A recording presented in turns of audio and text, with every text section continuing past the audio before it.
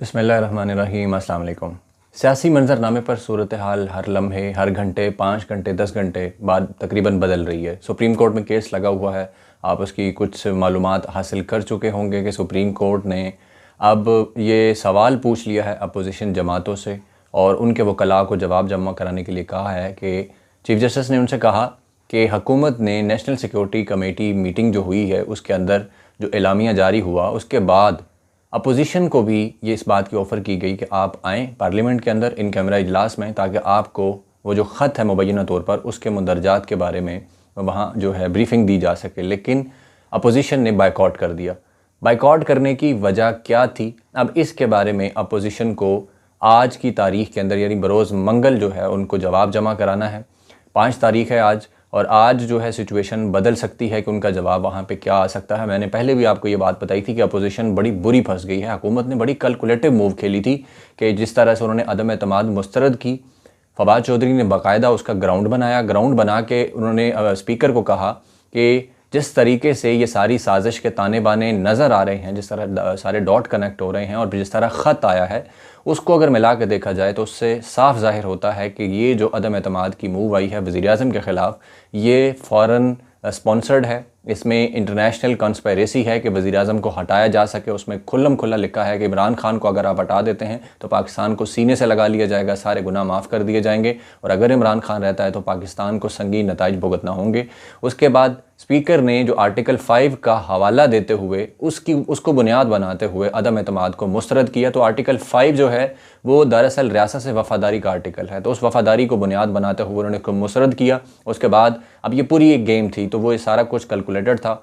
Supreme court में मामला अब उन्होंने उनसे जवाब तलब कर लिया है, तो यहाँ पे अपोजिशन बड़ा बुरा फंस गई है। लेकिन मैं आपको एक चीज़ और जो है वो बता दूं कि अपोजिशन दरअसल बहुत ज़्यादा फ्रस्ट्रेटेड क्यों है, उसकी वजह क्या है। नंबर 1, एक तो उनका जो प्लान था शहबाज शरीफ साहब ख़ास तौर पे कि जी वज़ीर-ए-आज़म बनना था। मतलब एक इतना बड़ा आपका ख्वाब हो, एक अचीवमेंट कि मैं जनाब वज़ीर-ए-आज़म बनने जा रहा हूँ, और एकदम से आपका ख्वाब टूट जाए तो आप वाकई सठिया जाते हैं, आप पागल हो जाते हैं। मतलब छोटी मोटी चीज़ है, हमने सोची हो कि यार मैंने ये काम करना है, को 10,000 50,000 लाख रुपये आना हो, और वो एकदम पता लगे कि वो किसी वजह से बिल्कुल ख़त्म हो गया, कि आने की उम्मीद ही नहीं है, तो इंसान एक दफ़ा बावला हो जाता है। तो शहबाज शरीफ साहब तो वज़ीर-ए-आज़म बनते बनते रह गए। फिर उनके साथ जो दीगर लोग थे, हमारे ज़राए के मुताबिक मुस्लिम लीग नून के बहुत सारे लोगों ने ये बात तय कर ली हुई थी कि कौन कौन सी मिनिस्ट्री उनको मिलेगी, और जो लोग आपस में डिस्कशन कर रहे थे कि मिनिस्टर इनक्लेव में कौन सा बंगला किसने लेना है, कौन सा किसने लेना है।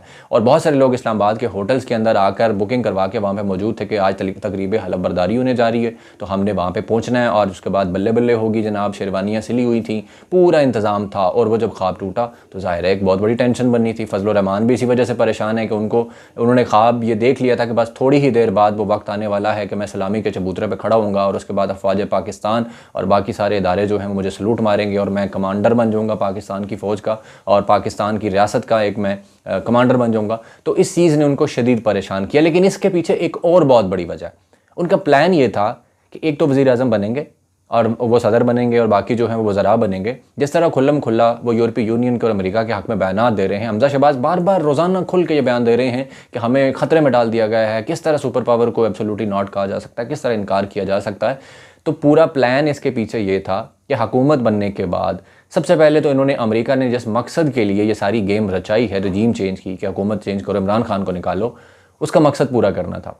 मकसद क्या था? आप देखें, वो खुद मुँह से कह रहे हैं कि यूरोपीय यूनियन को ना क्यों की, यानी कि इन्होंने आके यूरोपीय यूनियन ने जिस तरह कहा था उसकी बाकायदा उसके हिसाब से इन्होंने मज़म्मत जारी करनी थी रशिया की, कि रशिया ने यूक्रेन पर जो हमला किया है उसके लिए प्रॉपर एक जिस तरह ग़ुलाम करते हैं, जिस तरह इन्होंने कहा कि बैगर्स आर नॉट चूज़र्स, तो बैगर्स ने फिर वो जो चूज़ नहीं करना था, जो उन्होंने ऑर्डर देने थे, तो इन्होंने उसके हिसाब से मज़म्मत जारी करनी थी। नंबर 2, जो एब्सोल्युटली नॉट इमरान खान ने कहा था उसको रिवर्स करना था। यानी CIA चीफ पाकिस्तान आया था, इमरान खान नहीं मिले थे, और बहुत सारे नुमाइंदे अमेरिका के इमरान खान से मिलना चाहते थे, वो नहीं मिले, और जिस तरह उन्होंने इनकार किया कि अड्डे नहीं देंगे स्ट्रैटेजिक ऑपरेशंस करने के लिए अफगानिस्तान में, और जिस तरह सिचुएशन बदली है अफगानिस्तान में, अमेरिका को सुबकी उठाना पड़ी, तो उस चीज़ को भी इन्होंने रोल बैक करना था। यानी अमेरिका जो भी मांगता, या उसने जो भी इनसे मांगा या इनको कन्वे किया, या जो भी उसके प्लान होंगे, उसके ऊपर आमीन करना था, एब्सोल्युटली यस कहना था कि जनाब जो चाहिए आपको हम आपको देंगे। और आप देखें कि चाइना के मुकाबले में जिस तरह अमेरिका खत्ते के अंदर अपने पर फैला रहा है, इंडिया के साथ मिलकर क्वाड एक बाकायदा इन्होंने एक अपना जॉइंट वेंचर कह लें कि एक बनाया हुआ है, 5-7 मुल्क मिले हुए हैं इसके अंदर, कि चाइना को घेरा किस तरह डालना है। फिर रशिया के साथ जिस तरह मामलात बने हुए हैं, ये यूक्रेन पर रशिया ने हमला ही बेसिकली इसलिए किया है कि वहाँ पे नाटो जो है वो अपने अड्डे बना के और वहाँ पे माहौल बनाना चाह रहा है कि रशिया को काबू किया जा सके, और अपनी खुद मुख्तारी और अपने जो उसको थ्रेट फेस कर रहा था रशिया, उसको बचाने के लिए उसने यूक्रेन पे हमला किया। तो यही काम वो पाकिस्तान के जरिए भी करना चाहते हैं, क्योंकि इंडिया तो उनको अलाउ नहीं करेगा अड्डे देने पे या इस तरह की कोई गेम करने पे, क्योंकि चाइना फिर ऐसी तैसी फेर सकता है। उन्होंने ये काम पाकिस्तान में बैठ के करना था कि चाइना जो है उसको यहाँ से काबू किया जा सके, और साथ पे जो रशिया है वो भी चाइना का मतलब बड़ा करीबी दोस्त और इत्तेहाद है उन दोनों का, और ये दो ही मुल्क ऐसे हैं जिससे अमेरिका और यूरोपीय यूनियन को मसाइल हैं, पाबंदियाँ लगाई जा रही हैं, घेरा डाला जा रहा है। तो यहाँ पर बैठ के अमेरिका ने ये करना था। अब ये तो हो गई वो चीज़ें जिसकी वजह से ये इस वक्त पागल हुए फिर रहे हैं, बावले हुए फिर रहे हैं, सुप्रीम कोर्ट भागे, और वहाँ पे भी इनको बड़ी परेशानी का सामना करना पड़ रहा है फिलहाल तक, क्योंकि मैंने आपको कहा कि ये जिक्र वहाँ पे आएगा कि किस बुनियाद पे स्पीकर ने जो है वो इसको मुस्तरद किया। तो वो जो बुनियाद है वो वहाँ पे डिस्कस होगी, ख़त का मामला भी डिस्कस होगा, और अगर सुप्रीम कोर्ट कहती है कि उस ख़त के ऊपर नेशनल सिक्योरिटी कमेटी ने जो कहा है उस हिसाब से ख़त लाया जाए, इनको भी दिखाया जाए, हमें भी दिखाया जाए, तो ये मज़ीद फंस जाएंगे।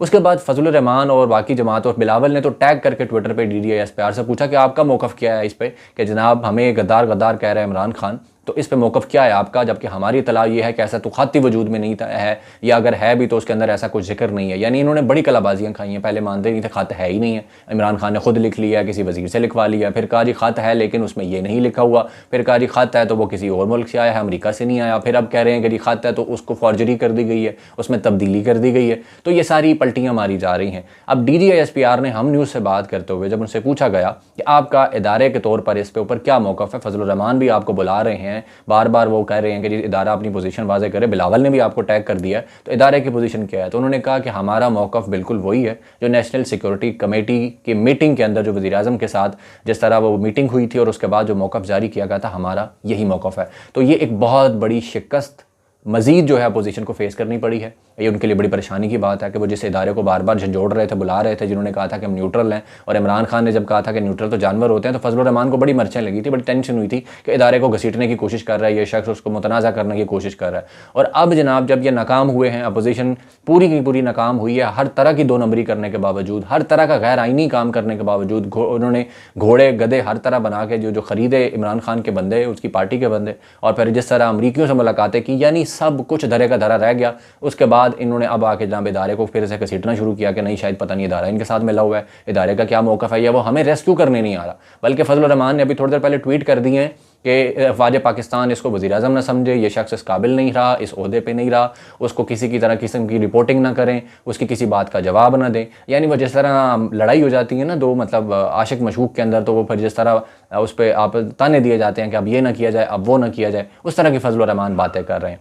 अब अगली जो गेम इन्होंने रचाई है कि उस ख़त को किसी तरह मशकूक किया जाए, उसके ऊपर इन्होंने प्लान इस तरह से शुरू किया कि हामिद मीर से सबसे पहले जनाब खबर ब्रेक करवाई गई। हामिद मीर हर प्रोग्राम में बार बार कह रहा था जनाब मेरी खबर है, मुझे क्रेडिट दें, मेरी खबर है, मुझे क्रेडिट दें। सलीम साफ़ी भी और उमर चीमा सारे लगे हुए थे, ये हामिद मीर की खबर है, इसको क्रेडिट दें, कि हामिद मीर ने कहा है कि ख़त जो है वो फॉर्जरी की गई, यानी उसमें तब्दीली कर दी गई है। ये जो इमरान खान जो चीज़ें कह रहा है इस ख़त के अंदर नहीं लिखी हुई कि ये साजिश है या इस तरह की कोई इमरान खान को धमकी दी गई है उतारने की। मतलब पहले तो ये मानते ही नहीं थे ख़त है भी नहीं है, लेकिन अब ये नई गेम शुरू हुई। इस प्रोपेगेंडे को या इस डिसइंफॉर्मेशन को फैलाने का काम जो है मुस्लिम लीग नून के जितने भी मीडिया चैनल्स हैं सपोर्टर और जितने भी साफ़ी हैं उन्होंने मिलजुल कर शुरू कर दिया। अब हर चैनल के ऊपर आप देखेंगे आहिस्ता आहिस्ता जो इनका सपोर्टर चैनल है, ख़ास तौर पे समा न्यूज़ हो गया, उस पर भी ये खबर चलेगी। और जिस तरह अलीम खान खुल के इमरान खान के खिलाफ आ गए हैं, उसके बाद PNN के ऊपर खबर चल चुकी है, उसके बाद न्यो TV के ऊपर खबर चल चुकी है, क्योंकि वहाँ पर जो डायरेक्टर न्यूज़ हैं वो भी मुस्लिम लीग नून के बहुत करीबी पालतू किस्म के साफ़ी हैं और जमात इस्लामी से भी उनका ताल्लुक है। फिर बाकी जो कुछ चैनल्स हैं उनके ऊपर भी चलेगी। नदीम मलिक समा न्यूज़ पर बैठ के बाकायदा तरदीद किए जा रहे हैं कि ऐसा कोई ख़त मौजूद नहीं है, उसमें किसी चीज़ का जिक्र नहीं है, इमरान खान इदारे को मलाइन कर रहे हैं, इमरान खान गलत बयानी कर रहे हैं, झूठ बोल के अपोजिशन को गद्दार गद्दार कहा जा रहा है। तो ये एक मज़ीद नई गेम शुरू हुई है। अपने हामियों को ख़ास तौर पे इस यकीन दिलाने की कोशिश की जा रही है, या आवाम का वो तबका जो कि एक न्यूट्रल होता है, जिनको आप कह सकते हैं कि साइलेंट वोटर्स होते हैं, कि जो कि हवा देख के इधर से उधर होते हैं। इमरान खान की बढ़ती पॉपुलैरिटी को रोकने के लिए उन्होंने ये एक बयानिया लॉन्च किया है। आप इससे खबरदार रहें।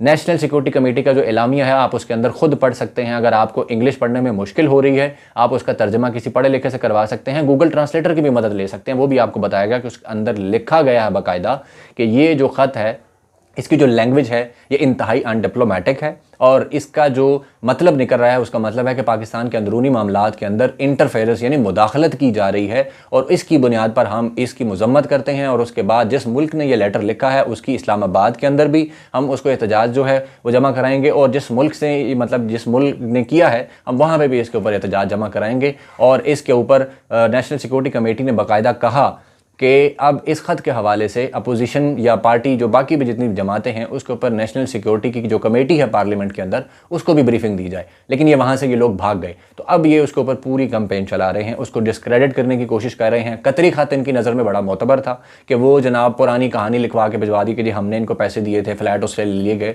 तो उस ख़त को ये सच्ची साबित करने की कोशिश करते रहे। लेकिन ये जो ख़त है जिसके ऊपर तस्दीक हो गई पाकिस्तान के सबसे बड़े फोरम नेशनल सिक्योरिटी कमेटी की मीटिंग के अंदर और उन्होंने कहा कि यह ख़त असली है, इसके अंदर मुदरजात जो हैं ये असली हैं, पाकिस्तान को धमकी देने की कोशिश की गई। तो अब ये पूरी गेम चलाई जा रही है। आप देखेंगे सोशल मीडिया पे जगह जगह क्लिप्स वायरल हो रहे होंगे। जियो न्यूज़ जिस तरह से कंपेन कर रहा है, उसके साथ मिल के बाकी डॉन न्यूज़ कंपेन कर रहा है, न्यो न्यूज़ कंपेन कर रहा है, बाकी जहाँ जहाँ मुस्लिम लीग नून के चहीते मुलाजमीन बैठे हुए हैं, सहाफ़ी, वो इसकी कंपेन कर रहे हैं और आवाम को गुमराह करने की कोशिश करेंगे और कर रहे हैं। और बहुत सारे लोग इस पर सवाल जवाब शुरू भी कर चुके हैं कि इसमें तो ऐसा कुछ है ही नहीं, कोई धमकी में इस बात नहीं, ऐसा कुछ भी नहीं है। तो आपने इनके इस बातों में नहीं आना। तो आज मंगल के दिन जो है समाअत दोबारा होनी है 12 बजे सुप्रीम कोर्ट के अंदर। तो देखते हैं कि उसके अंदर ये क्या जवाब जमा कराते हैं और उसके बाद फिर ये मजीद कौन सा पैंतरा बदलते हैं और गेम किस के हक में जाती है। गालिब इम्कान यही लग रहा है अब तक कि इमरान खान जो है उनकी जीत हो चुकी है। जिस प्लान से उन्होंने मुस्लिम लीग नून को ख़ास तौर पर रोकना था या अपोजिशन को रोकना था कि ये आकर अपने उस पूरी प्लानिंग को एग्जीक्यूट ना कर सकें कि अपनी मर्ज़ी की ब्यूरोक्रेसी लगाएं,